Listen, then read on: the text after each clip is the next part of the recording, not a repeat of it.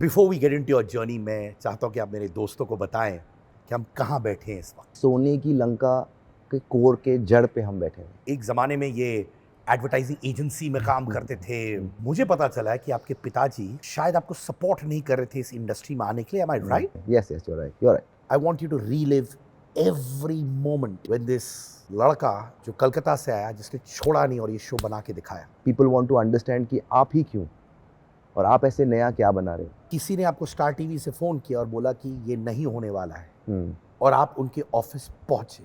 मैं जब उनसे मिला तो मैंने उनको बोला कि nobody in the world can make this better than मी। मुझसे बेटर इसे और कोई नहीं बना सकता। एक विजनरी जिन्होंने अपनी सोच से Indian television industry story telling की राह बदल दी। उनका प्रोडक्शन हाउस स्वास्तिक, जी हां, ने इतिहास बनाया है। Iconic shows like Mahabharat, Shrimad Ramayan, Porus, Lakshmi Narayan and इतने सारे शोज जो आपके दिल में बसे हुए हैं। मैं खुद उनका बहुत बड़ा फैन हूं, बट मोस्ट इंपॉर्टेंटली मेरा बचपन का लिटरली दोस्त है। इनके इनसाइट्स, इनके स्ट्रगल्स, इनका विजन और वो स्टोरीज हमारे इतिहास के बारे में जो आप नहीं जानते होंगे, और ऐसे पर्सपेक्टिव्स जो आपको आश्चर्यचकित कर देंगे। सिद्धार्थ कुमार तिवारी, कैसे हैं आप? I am good. कैसे हैं सिद्धार्थ?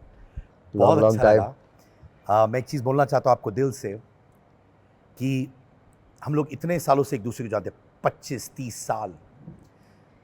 सिद्धार्थ तिवारी के बारे में बताऊं कि एक ज़माने में ये एडवर्टाइजिंग एजेंसी में काम करते थे, और मेरे पास आते थे और बोलते थे, यार सिद्धार्थ एक रेडियो ऐड बना देना यार। और आज मैं उनके सेट्स पे बैठा हूँ। Before we get into your journey, मैं चाहता हूँ कि आप मेरे दोस्तों को बताएं कि हम कहाँ बैठे हैं इस वक्त। ये हम स्वास्तिक भूमि में श्रीमद् रामायण में रावण की लंका दरबार में हम बैठे हैं। ये एग्जैक्टली पीछे रावण का दरबार है। ये यहाँ रावण बैठते थे। तो ये सोने की लंका के कोर के जड़ पे हम बैठे हैं। और स्वास्तिक भूमि, मुझे याद है मैं सिद्धार्थ से बात कर रहा था, उन्होंने कहा तुम आ जाओ हमारे पास, स्वास्तिक भूमि को देखो। मैंने कहा कितना बड़ा है? तो बोला कि 24 एकड़ है भाई। और जब मैं यहाँ आया मेरे रोंगटे खड़े हो गए। यहीं से आप अपने सारे बड़े शोज प्रोड्यूस किए, डायरेक्ट किए, क्रिएट किए, राइट? ये स्वास्तिक भूमि एक स्टूडियो है उमरगांव में। जब मैं महाभारत की कहानी में करने निकला कि महाभारत की कहानी कहनी है, तो ऐसी जगह की रिक्वायरमेंट पड़ी कि आप इतने सारे हॉर्सेस, घोड़े, fighting, war, kingdoms, how do you get a place जहाँ पर ये सब की शूटिंग हो पाएगी, कैसे होगी? तो मुझे किसी ने कहा कि उमरगांव बोल के एक जगह है जहाँ पुरानी रामायण, पुरानी महाभारत, ये टीपू, स्वॉर्ड ऑफ टीपू सुल्तान, वो शोज़ जो हमने अपने बचपन में देखे हैं, तो वो यहाँ शूट हुई है, आप उमरगांव जाइए। तो इस तरीके से मैं उमरगांव आया। It's a small little sleepy town which is blessed. मुझे लगता है इस जगह की एक एनर्जी अलग है। और यहाँ पर आकर हमने महाभारत की कहानी एक स्टूडियो लेकर, पहले हमने वहाँ से स्टार्ट की, जो यहाँ के फेमस स्टूडियो थे, वृंदावन स्टूडियो, वहाँ से स्टार्ट किया। फिर आस्ते आस्ते मुझे ऐसे लगा कि ये भूमि इतनी अच्छी है कि यहाँ पे अगर हम जिस तरह की कहानियाँ कहते हैं, अगर उसे हम एक स्वास्तिक की भूमि क्रिएट करें जहाँ इस तरह की कहानियाँ हम कह पाएँ, तो ऐसे करके एक एक करके आस्ते आस्ते हमने ये स्वास्तिक भूमि, जहाँ पर हमारे सारी कहानियाँ हम यहाँ से कहते हैं, तो उन सब रीज़न से फिर हमने ये स्वास्तिक भूमि की डेवलपमेंट की। बड़े हम्बल बैकग्राउंड से आप आए हैं, और मैं जानता हूँ कि आप बहुत स्पिरिचुअली इंक्लाइंड है, और आप खुद महाभारत, रामायणों, इसको आपने स्टडी किया है, और आज की जनरेशन को अपनी थियरीज के साथ वही कहानियाँ दोहराई है आपने। जी, मेरे लिए बचपन बहुत ही डिफरेंट था। मतलब मैं कम्प्लीटली एक ट्रेडिशनल हिंदू फैमिली से बिलोंग करता हूँ।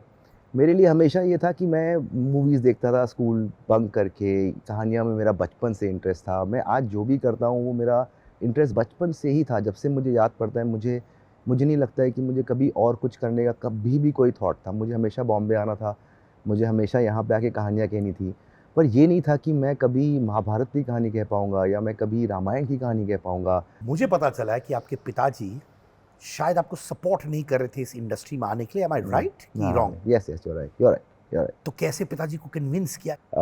उन्होंने बहुत क्लियरली डिनाई किया कि नहीं नहीं नहीं, तुम्हें ये फील्ड में क्यों जाना है, क्या ज़रूरत है इस फील्ड में जाने की, हम किसी को वहाँ जानते नहीं हैं, इतनी बड़ी शहर में तुम वहाँ जाओगे, क्या करोगे फिल्म स्कूल में। ये माय फादर, उनको इतना बिलीफ नहीं था। और ये जो फिल्म इंडस्ट्री की वर्ल्ड है उसे हम ऐसे मानते हैं बाहर की, it is not the place for safety, safe नहीं है, सिक्योर्ड नहीं है। आप एडवर्टाइजिंग एजेंसीज के साथ काम कर रहे थे, हम्म, 10 लोग एक ही फ्लैट में रहते थे, हम्म, पगार आपका कितना, 8-10 8,000 हज़ार? रुपये। 8,000 रुपये। पर तभी एक कीड़ा था कि मैं बड़े शोज बनाऊंगा, वो हमेशा था। मुझे बड़ी कहानियाँ कहनी थी, मुझे डायरेक्टर बनना था हमेशा से ही, पर मुझे ये नहीं आता था कि आप आ गए हो, अब कैसे करोगे। तो आपने ये सोच तो ली है, पर उसके बाद आपने मास कम्युनिकेशन पढ़ भी लिया, अब उसके आगे आगे भी ज़िंदगी है, उसके आगे आना है। तो जब मैं बॉम्बे में आकर, हम लोग सब साथ में रहते थे, तो पहले तो ये था कि you have to make ends meet. तो आस्ते आस्ते मैं, जैसी मेरी सैलरी मिलती थी घर चलाने के लिए, बिकॉज मैं काफ़ी डायरेक्टर्स के पास गया वो टाइम पे, nobody wanted to pay for a fix salary, per month salary. Everybody wanted कि कन्वेंस मिल जाएगा, and then if you prove yourself and then only आपको काम मिलेगा और फिक्स सैलरी मिलेगी। पर मेरे जैसे घर से ये था नहीं कि मैं, अगर फिक्स सैलरी नहीं होती तो मैं कैसे रहता, तो वो पॉसिबल नहीं था, तो मुझे जॉब करना पड़ा। तो फिर मैं जॉब्स करने लगा। तो पहले मेरे को पहले मैंने सेल्स में भी कुछ 20 दिन काम किया, बट वो तो था ही नहीं, that was just to make my life run in the city. But advertising में, यूरो RSCG में मैंने जॉब किया, जहाँ पर आस्ते आस्ते मैं ये भी समझा कि आप कौन हो, आप क्रिएटिवली कैसे सोच सकते हो, क्या चीज़ें आपको इंटरेस्ट कर रही हैं। I had that kind of a journey personally. I think getting to know how desperately do you want to do it, तो in that journey मैंने एडवर्टाइजिंग में कंटिन्यू किया काम करना। फिर मैं जे वॉल्टर थॉमसन गया लो कम टाइम के लिए, but one fine day I was having T in the morning and I thought that कि ये करने में बॉम्बे नहीं आया हूँ, मुझे यहाँ से रास्ता बनाना पड़ेगा, एंड मैंने फिर वो जॉब छोड़ दिया। And then one of the biggest shows in the history of Indian television, जहाँ पे आपको एक टैग मिल गया, किंग ऑफ माइथोलॉजी। मैंने सुना है कि ये शो नहीं था, ये आपके लिए एक लाइफ बन चुकी थी। जी। ये शो आपको मिल नहीं रहा था, बहुत उतार चढ़ाव आए थे, फाइनेंशियल ब्रेकडाउन्स हुए, इमोशनल ब्रेकडाउन्स हुए। I want you to relive every moment when this लड़का जो कलकत्ता से आया, जिसने छोड़ा नहीं और ये शो बना के दिखाया। वो जर्नी बहुत डिफ़िकल्ट थी मेरे लिए। It was only the faith and the love for the story. मैंने कभी सोचा नहीं था कि इस कहानी को कहने के पीछे इतनी मेहनत होगी जब मैं उसके अंदर घुसा, because I was a very young boy.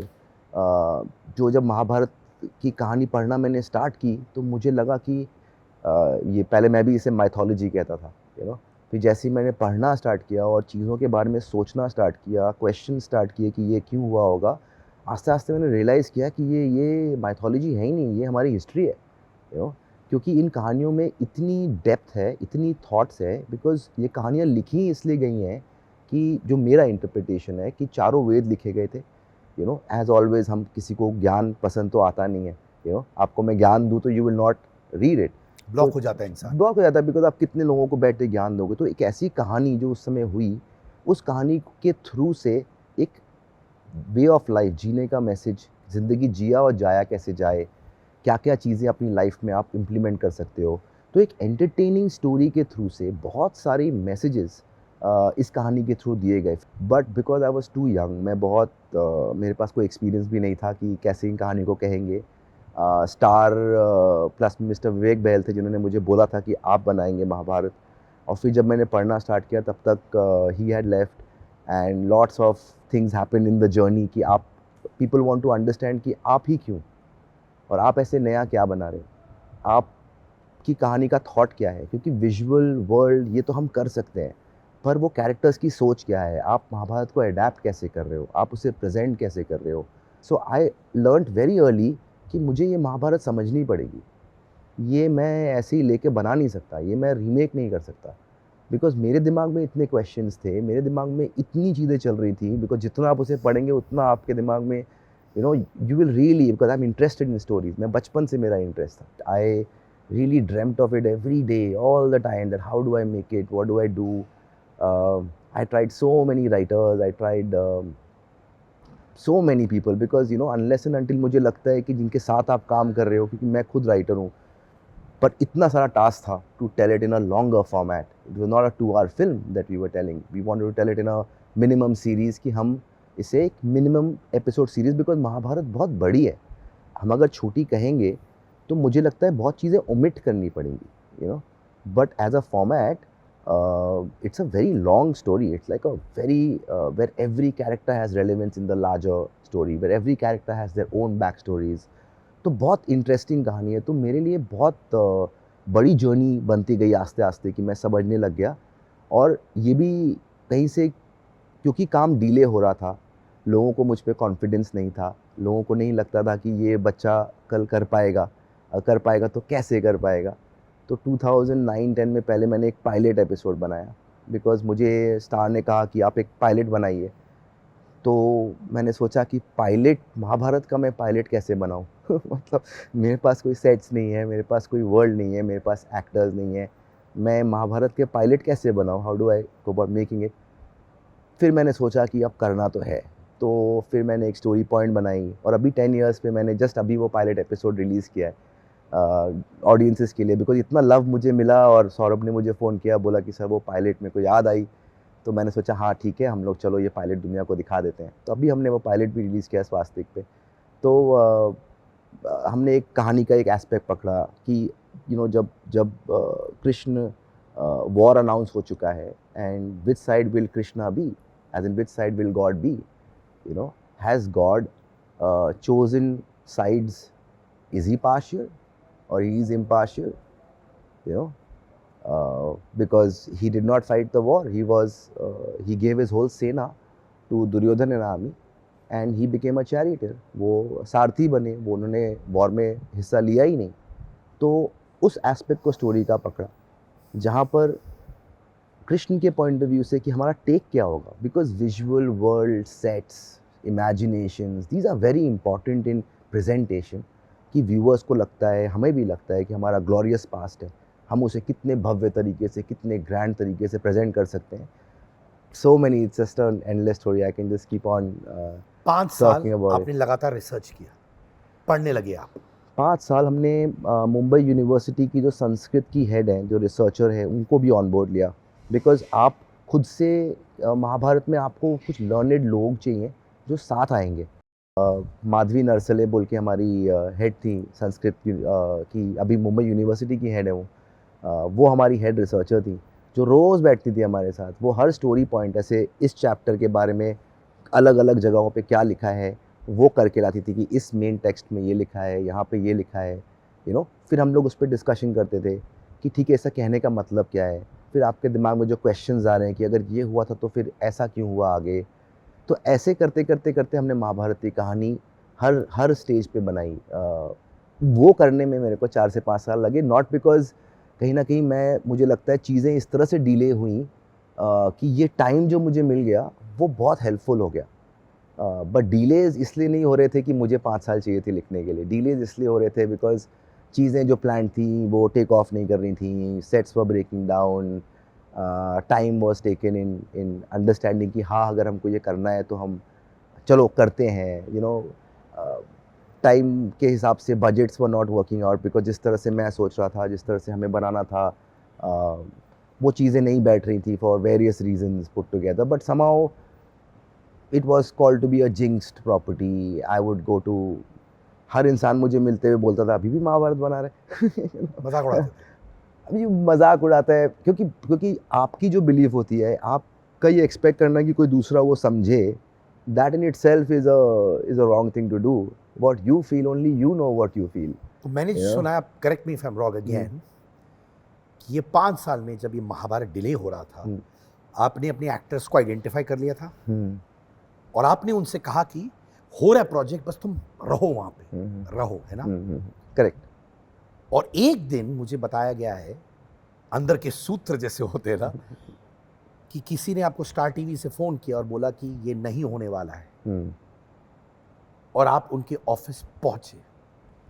हम्म, एक यंग सिद्धार्थ पहुंचा क्योंकि उसने कभी एक hmm, larger than life Correct. Mythological किया ही नहीं, यस यस यस, तो उनका बिलीफ आप पे बहुत कम था, जी, और वो ये शो आपको कहने के लिए बुलाया कि भाई नहीं होने वाला है।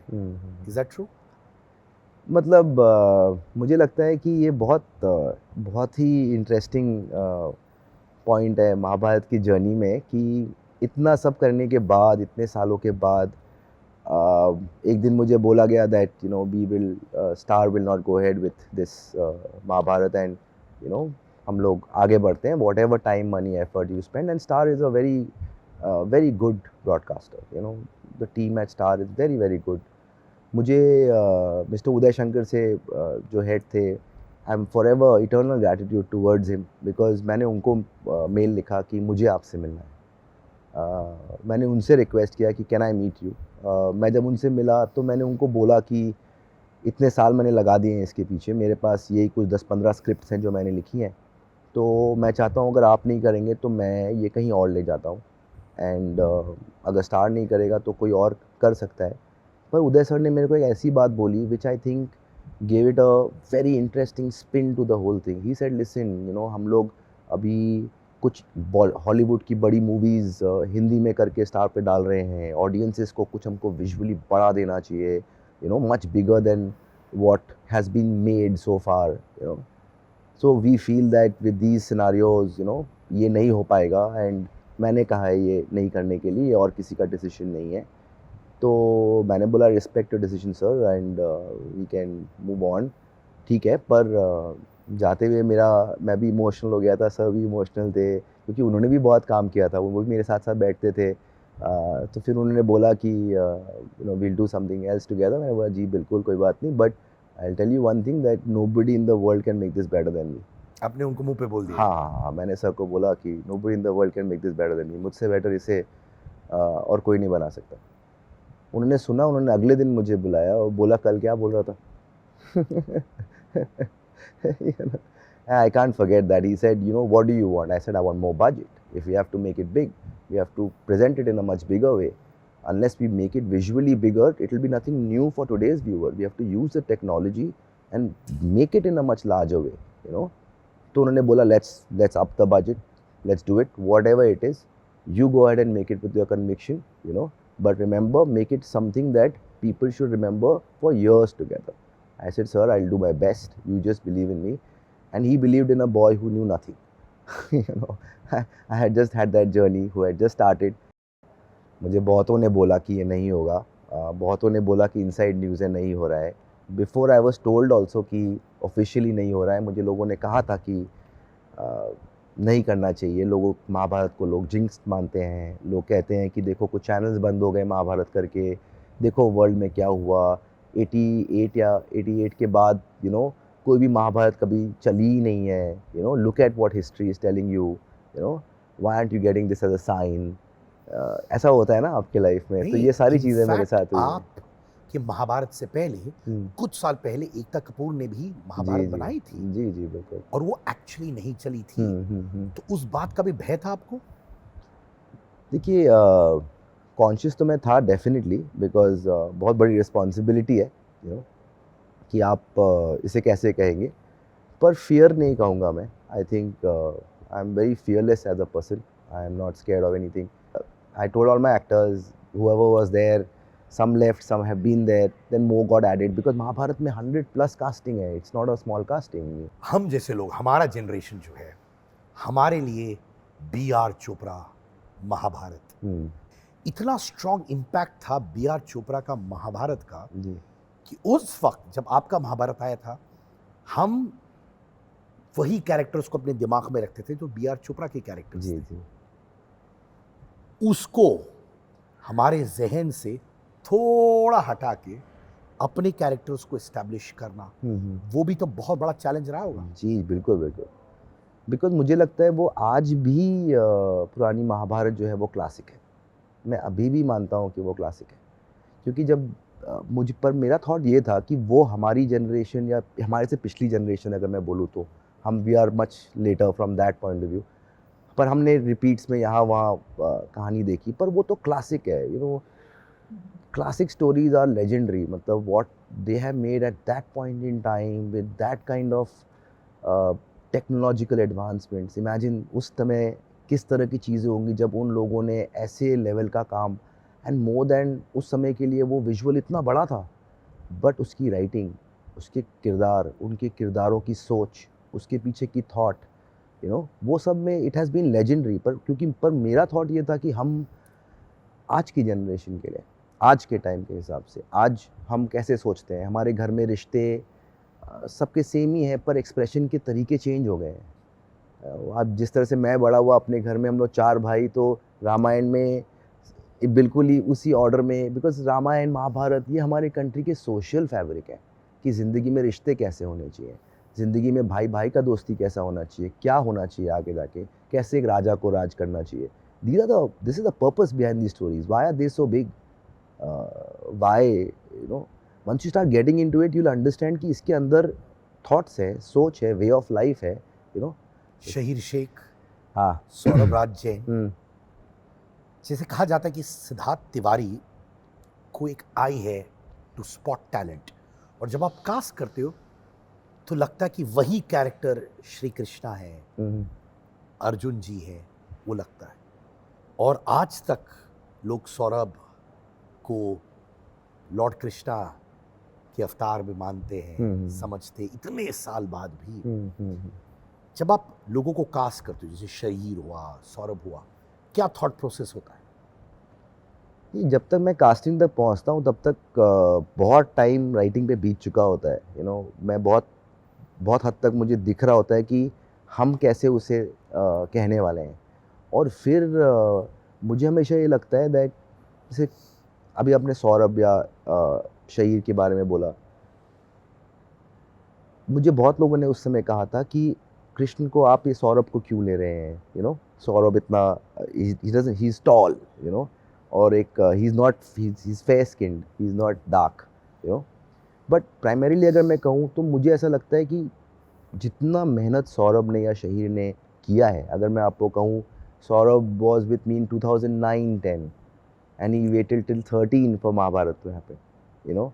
तो उतना टाइम उन लोगों ने भी उन किरदार पे दिया है, उन्होंने भी बहुत चीज़ें सोची हैं, यू नो, जितना वैल्यू वो ऐड कर रहे हैं अपने पॉइंट ऑफ व्यू से एज एन एक्टर, वो प्राइसलेस है। मेरे लिए क्या होता है कि अगर as an actor you really want to do it well, as an you have to be a good actor, first thing first.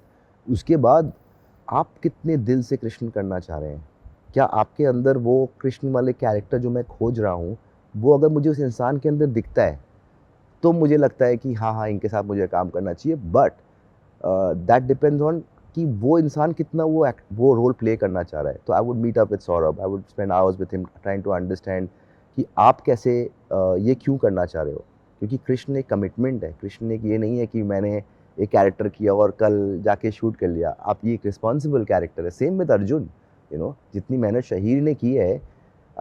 मेरी एक शो थी नव्या बोल के, वह Shaheer was a young boy, college love story बनाई थी शहीर के साथ ही।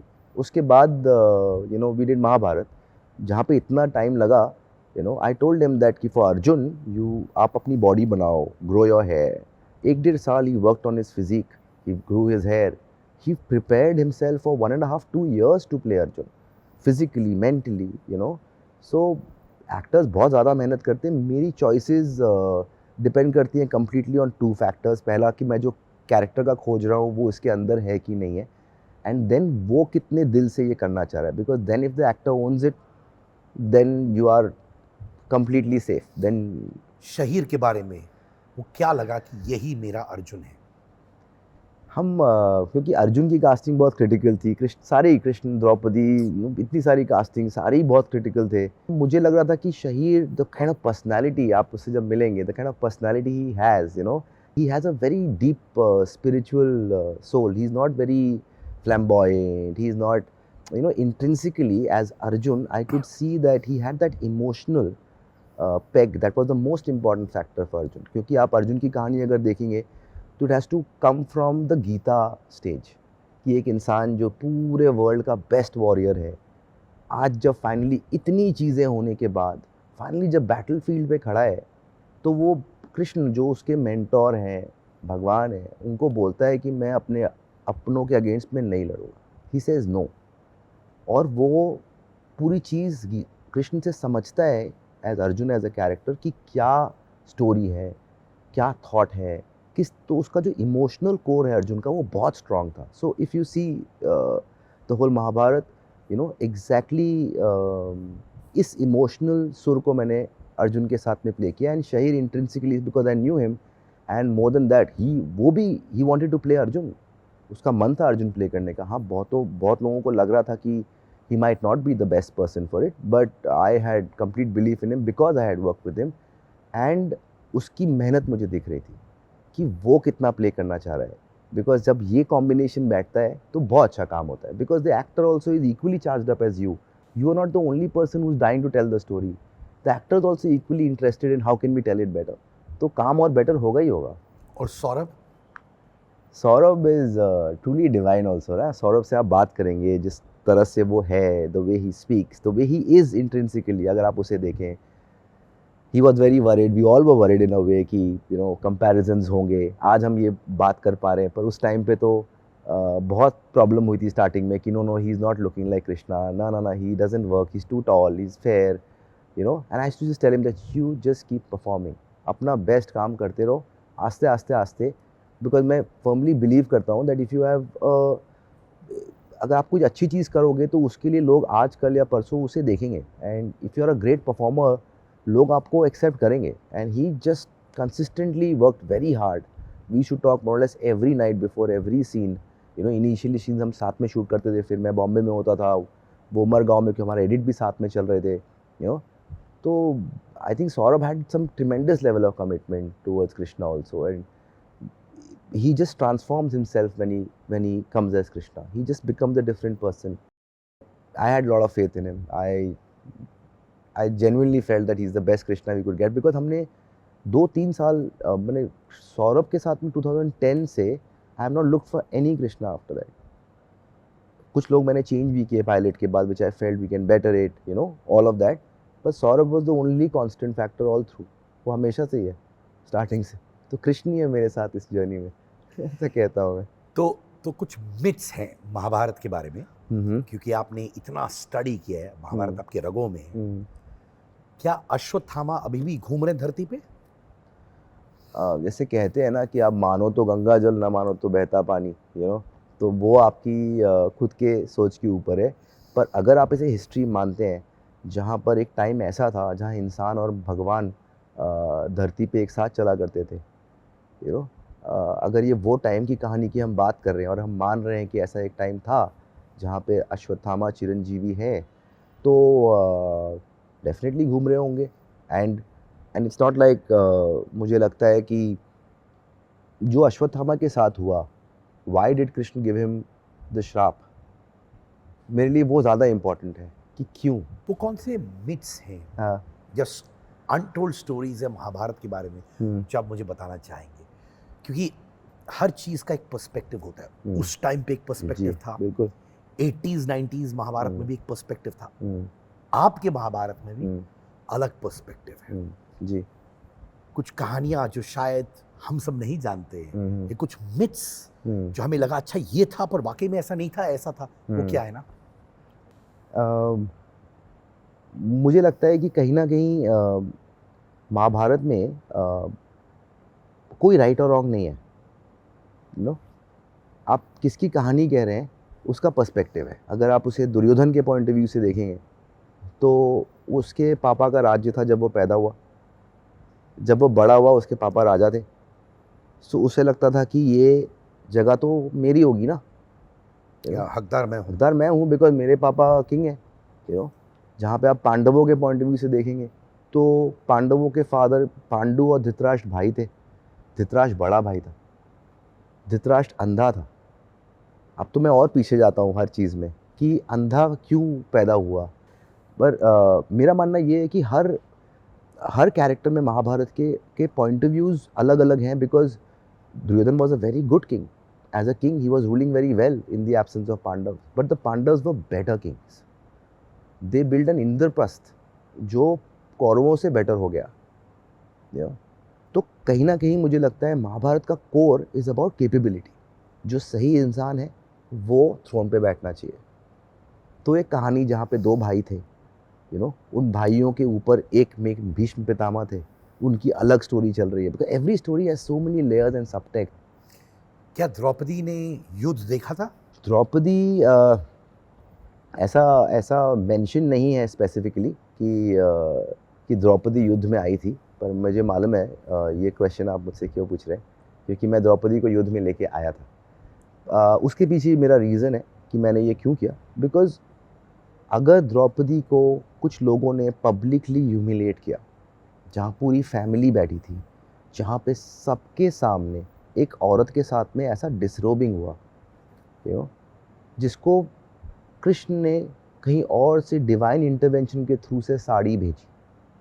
अब ये सब विजुअल एलिमेंट्स हैं, पर अगर आप इमोशन में जाएंगे तो एक औरत के साथ पब्लिकली इस तरह की चीज़ होना, in front of not outsiders, in front of your family members. कौन कौन बैठा है? आपके 5 पति बैठे हैं, आपके ताऊ बैठे हैं, आपके राजा बैठे. Everybody who sitting there is your family member. They are not outsiders.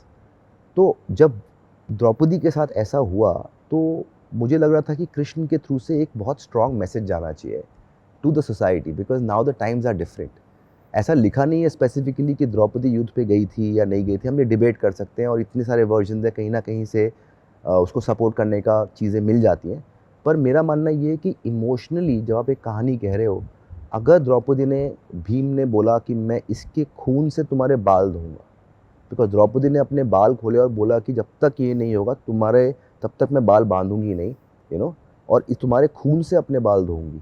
और तो मुझे लगा कि when that happens she has to be there, and there's nothing wrong in taking her there. So I have taken her to the war sequence, not to witness the war or participate.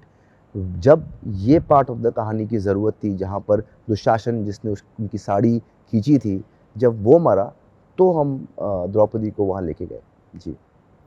तो मैं जानना चाहता हूँ आपकी personal life में आपके पिताजी 2 हफ्ते बाद जब महाभारत टेलीकास्ट हो रही थी उसके बाद गुजर गए थे. ये वही पिताजी है जो अनश्योर थे कि मेरा बेटा कर पाएगा कि नहीं, वो सब चल रहा था. वो आखिरी चीज़ या पहली चीज़ क्या थी जब उन्होंने महाभारत देखा और उनको समझ आ गया कि मेरा बेटा इतना बड़ा शो बना रहा है, उन्होंने क्या कहा था आपसे? जैसे मैं अपने पापा का बेटा हूँ, ऐसे मैं कहता हूँ हमेशा. और मेरे लिए द काइंड ऑफ बैकग्राउंड हम जहाँ से आते हैं, और मुझे लगता है कि मेरे पूरे फैमिली में कोई ऐसे इस इंडस्ट्री में तो है भी नहीं, और ऐसे किसी ने ऐसी जर्नी बनी भी नहीं. तो पापा भी मुझसे पूछते थे कि तुम ये महाभारत पे इतने साल से कर क्या रहे हो. मैं बोलता था बन रहे. तो वो बहुत and he was unwell and anything. Mahabharat जब लॉन्च हुआ तो उन्होंने देखा, एंड आई थिंक दैट वो हर एपिसोड देखे थे. पहला 2 हफ्ता देख पाए, I think then he passed away. But after the first episode 1 हफ्ते के अंदर उन्होंने मुझे को फ़ोन करके बोला कि तुमने बहुत अच्छा बनाया. अब मैं समझा तुम क्यों बनाना चाह रहे थे, और बनाते रहो इससे. I think that was the journey, and I think might be he was waiting for this to happen. I don't know. मुझे लगता है कि that it's always your parents and the people that you see around you and what they feel about you. वो लोग आपके आसपास जो हैं वो आपके बारे में क्या सोचते हैं, वही आपकी ज़िंदगी है.